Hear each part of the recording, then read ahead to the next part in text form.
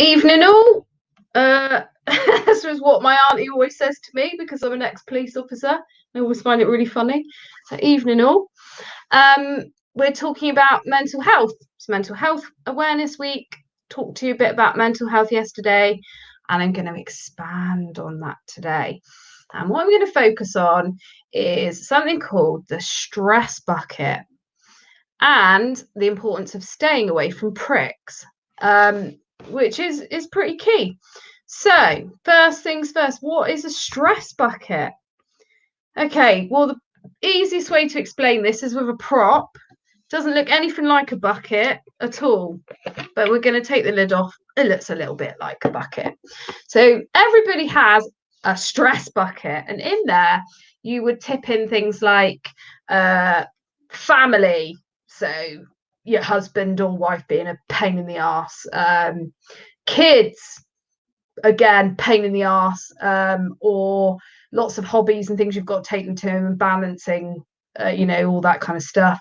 Being a good parent, work, and then social life. Which actually can reduce your stress bucket, but sometimes can add to it, trying to be in 100 places at once.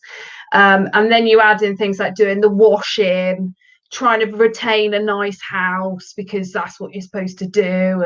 And then before you know it, your bucket is pretty full. And then it could take something really basic, like somebody cutting you up at the traffic lights, and that is the final drop in your stress bucket, that then it tips over and the water of doom starts to pour down the sides. And that's when you're losing your shit, basically. And people will go, oh my God, it's so irrational. She's just lost her absolute shit over me cutting her up at the traffic lights. But little do they know, you're walking around with this stress bucket that's absolutely rammed full of other things. And it's taken that one thing to quite literally tip you over the edge. So it's really really good way of looking at it. But what you've got to do as a general human being to try and keep good mental health is to keep this bucket as empty as possible. It's never going to be completely empty, because otherwise you're going to be one of those people that walks around farting rainbows and everything's amazing. And the reality is it's not, is it? Because not everything's amazing all the time. Actually, things are pretty shit some of the times, and it's fine for things to be shit some of the times. So I reckon I probably sit somewhere around here. So the same stuff, kids, work, trying to pretend that I've got a nice clean house when actually, if you looked on my office floor, this bit looks all right. Looked on the office floor, is covered in crap, that kind of thing.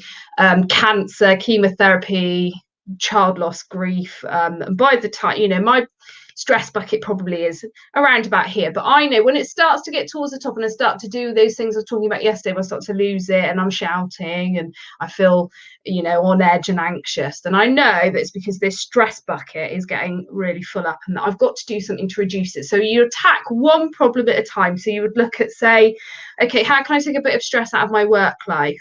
Well, I could write a list of jobs that I need to do and make sure that I pinpoint them for each day. Or, how can I take kid stress out of things? Well, I'll get a bloody babysitter or something like that. So it's really basic, but that's why little things can tip you over the edge, and your mental health starts to suffer. So how do I keep saying, well, we've kind of covered that. I try to keep my stress bucket, the word bucket always makes me think of lady bits for some reason, not mine, but I try to keep that stress bucket as empty as possible, by making sure I have time for myself, making sure I exercise, which makes me feel good. I make sure that I have a good social life. So I've got nice things to look forward to. Like I've just booked to go to Portugal with my friends and things like that, just keeping that stress bucket as little as possible so that I don't get to the tipping point. And so it's all quite obvious stuff, really, but it's good to see it when you look at it like that, as the bigger picture of how you keep on top of things like that. And but a really good one is the importance of staying away from pricks. Now, that's hard when you work in a job and you work for someone who's an arsehole, or there's an arsehole in your life that you can't escape. So what do you do? Well, this is something brilliant. So I have a hypnotherapist called Trina Gazard. She's amazing. And she told me, she was like, what's bothering you? I was like, there's this bloke, I can't stand him, but I'm stuck with him, and I need a way of managing me, not letting him bother me. But every time his name comes up on my phone, I want to launch it out of the window. How do I get around that? She's like, oh my God, it's so simple. Just take something you find like a really funny vision and apply it to this person. So I started imagining like this moth flying around and whizzing into a light bulb, which I know sounds ridiculous, but when you just see a moth and it just goes boom, boom, oh, I'm gonna go back to the light bulb, boom, boom, and it keeps doing the same thing over again, and you just think, oh, poor the moth, but also it's really funny. So so then I went into my phone and I changed this person's name to the moth, and honestly now, so every time that number comes up on my phone, I start giggling. So it gave me what it did. So it gave me all the power back, so that I didn't feel that, oh my God, it's that person. I'd be like, it's the moth. Oh, it's so funny. And now it just makes it absolutely hilarious every time it comes up. And it's about finding ways to not. So this prick person, it's just to take all that power back. And now I'm just like, oh God, you're just a moth whizzing into a light bulb. And it applies to lots of other things, like, sometimes when you've got a friend, and I don't have this actually, a friend that, although they're a friend, you kind of don't really like them that much, but you're friends because you've been friends for so long or something. But actually they're like mood hoovers. Every time you're around them, they're just sucking out your soul. You've got to find that way of it's okay to start to separate from that person. It's fine. You're never going to go through life having friends that you've had for 10 years that you're still going to like in 10 years time because you change so much. And it's okay to feel like that. It doesn't make you a bad person. But what is bad is to keep surrounding yourself with people that make you feel like crap. And that's not good for you.